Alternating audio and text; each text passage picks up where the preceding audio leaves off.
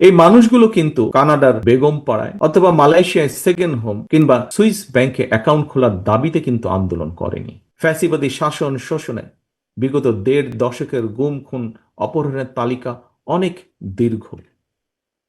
শুধুমাত্র July August আন্দোলনেই বিএনপির কমপক্ষে ৪২২ জন সহ বিভিন্ন শ্রেণী পেশা মানুষ, ছাত্র জনতা, কৃষক, শ্রমিক, গার্মেন্টস কর্মী, নারী, শিশু এবং ফ্যাসিবাদ বিরোধী আন্দোলনে থাকা রাজপথের রাজনৈতিক দলগুলোর নেতাকর্মী সহ কমপক্ষে ১,৫০০-এরও বেশি মানুষ শহীদ হয়েছেন। আহত হয়েছেন কমপক্ষে ৩০,০০০-এর মতন মানুষ।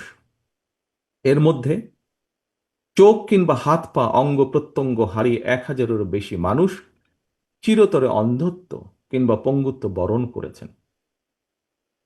মাত্র ৩৬ দিনেই ৪ বছরের শিশু আব্দুল আহাদ, ৬ বছরের শিশু রিয়া গোপ সহ কমপক্ষে ১৩৬ জনের বেশি শিশু শহীদ হয়েছেন।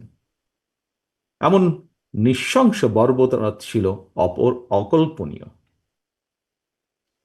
সম্মানিত উপস্থিতিবৃন্দ, ৭১-এর স্বাধীন বাংলাদেশ, ৭৫-এর ৭ই নভেম্বরের আধিপত্য বিরোধী তাবেদার মুক্ত বাংলাদেশ, ৯০-এর স্বৈরাচার বিরোধী বাংলাদেশ এবং ২০২৪-এর ফ্যাসিবাদ বিরোধী বাংলাদেশ।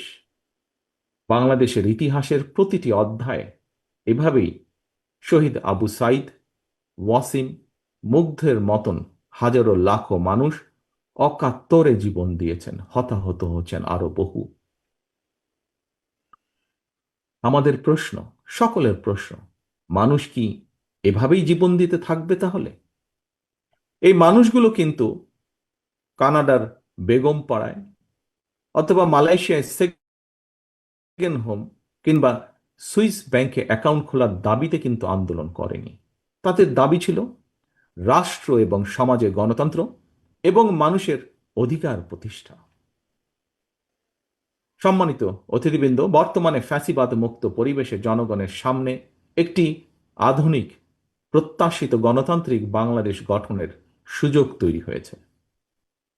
বর্তমান প্রতিযোগিতামূলক বিশ্বে যোগ্যতা এবং সম্মানের সঙ্গে টিকে থাকতে হলে অবশ্যই আমাদেরকে এই সুযোগ কাজে লাগাতে হবে। আরও একবারের জন্য ভুল করা চলবে না।